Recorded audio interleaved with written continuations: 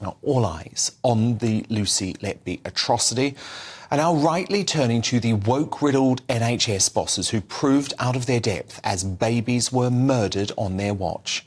The pen pushing fat cats on bloated six-figure salaries and multi-million-pound pensions ignored calls from experienced clinicians that demonic Letby was likely killing infants.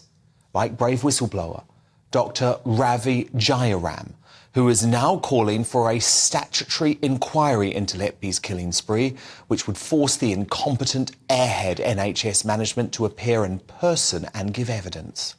There have been other inquiries into NHS scandals, which have been statutory full public inquiries.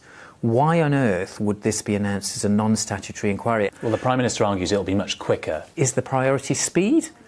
I would much rather have an inquiry that asked the right questions and took as much time as it needed to get the right answers. Dr. Jayaram is right. The cowardice management who not only allowed Letby to run riot but forced clinicians like him to write a grovelling letter to her and apologise for causing her stress need to face the music. 7 babies at least died on their watch.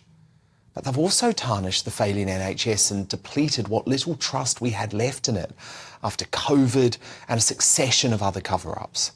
The envy of the world? I mean, maybe at one time, but the once great health service is now drowning in its own woke obsession and box-ticking bureaucracy. And until senior executives like those involved in the Letby case are held accountable through a statutory inquiry, and make no mistake, the health service is full of creatures like these, the NHS will continue dying a deserved, slow and very painful death.